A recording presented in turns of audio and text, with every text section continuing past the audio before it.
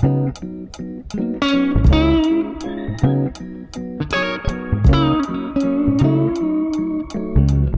Taurus, welcome to your May 2024 horoscope. Let's jump right on in. In May, one of the huge themes has to do with the planet Pluto. And in January of this year, Pluto entered your 10th house. Since then, you may have been facing some themes around power in your workspace. Perhaps you're seeing some leadership in your workspace that are abusing their power. And perhaps you're facing some opportunities for you to rise to your leadership in your career. That's sort of a quick summary of Pluto in your 12th house. If you want to get into more detail around this theme, then I'll leave the live I did in January up here for you. There I go through Pluto in Aquarius for all of the rising signs. But the reason this theme is coming up for you again in May is because on May 2nd, Pluto goes retrograde. Because Pluto is retrograde, you might be reflecting back on the last couple of months and any actions you have taken in this area. And you might specifically be thinking, was that thing I should have done? If I was to do this again, what would I do differently? Another important day when this theme may get highlighted is on May 3rd. This is because on May 3rd, Mars sextiles Pluto. Another day when this theme may get highlighted is May 20th. This is when Mars conjuncts the North Node. And you might be thinking, okay, on the 20th, nothing's happening with Pluto. How is that highlighting my Pluto story or these Plutonian themes? In evolutionary astrology, Pluto and the North Node are connected.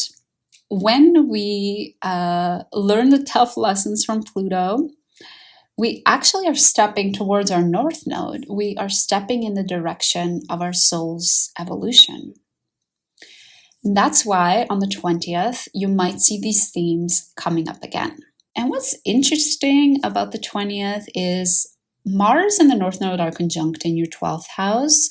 So it's almost as if on the 20th, it's not necessarily about any outward events or you taking actual physical actions towards this area, but it's more about a lot happening internally in your mind. It might be you working through some limiting beliefs about you being a leader. But that's not all with your Pluto story. We actually have May 22nd and May 25th also bringing up the same theme. On May 22nd, the Sun is trining Pluto, and on May 25th, Venus is trining Pluto. The Sun and Venus are trining Pluto from your second house. So remember we chatted earlier that the themes are more about the internal work around you being a leader. On the 22nd and 25th, it's more about addressing your self-confidence around this theme of being a leader. It's about stepping into your own power, believing in yourself when it comes to these moments you get to be the leader in your workspace. Another major theme for you, Taurus, in the month of May is this relationship between how you express yourself and your long-term goals. One of the days where you might be dealing with this theme is May 8th, when we have a new moon in Taurus in your first house. During this day, the Sun sextiles Saturn, which is in your 11th house. May 13th may be another day where you're really thinking around this area of life or thinking about this area of life, I should say. And this is because on the 13th, Venus sextiles Saturn.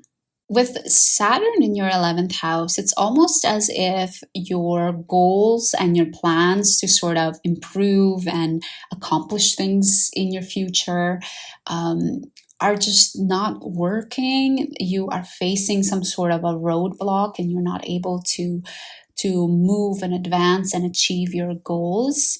And this could have an impact on the way you're expressing yourself. It could be that You sort of lose your zest, you lose your excitement about showing up authentically.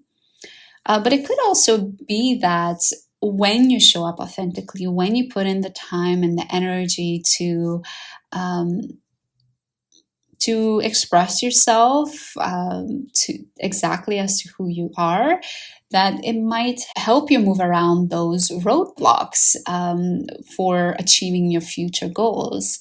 It's sort of this idea of like, you wear like a super cool hat, and then somebody at a party approaches you because of the hat. They say, wow, I love this hat, super cool. But then you come to find out that actually they are a realtor and they can help you achieve your goal of buying a house.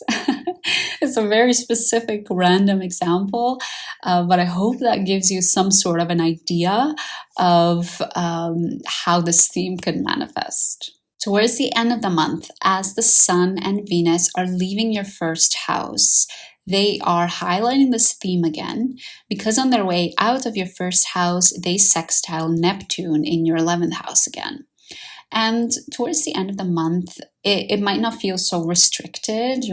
Your sort of achieving your goals might feel possible in a way again, because we're no longer aspecting with Saturn. Now we're aspecting with Neptune. And you might feel like there is more compassion and love and this ability to move towards where you're going. But let's talk more about you, Taurus. Why don't we? Because you have so many planets in your first house in May. You have Venus, you have the Sun, Uranus, and Jupiter. So I have a feeling there's a lot happening for you in this month. So please take time to take care of yourself. Please be compassionate with yourself. But I do feel like both with the Sun, Venus, and Jupiter in your first house, that at least you're feeling a bit more charismatic and you're attracting the right people and the right situations in your life. It could be because we have Uranus there, that things are still sudden or up and down. So again, just be compassionate towards yourself around that.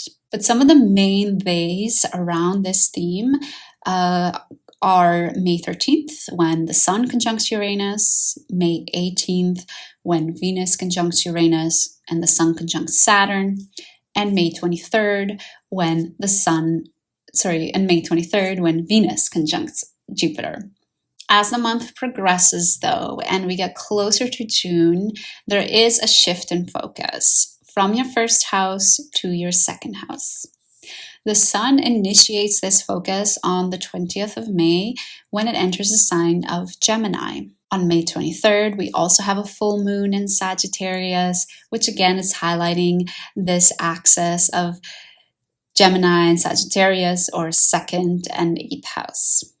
And I feel like the final push into Gemini territory is happening on May 26th when Jupiter enters Gemini. And Jupiter will be in Gemini for a whole year in your second house. And I mean, I cannot not say it. You might be getting some money.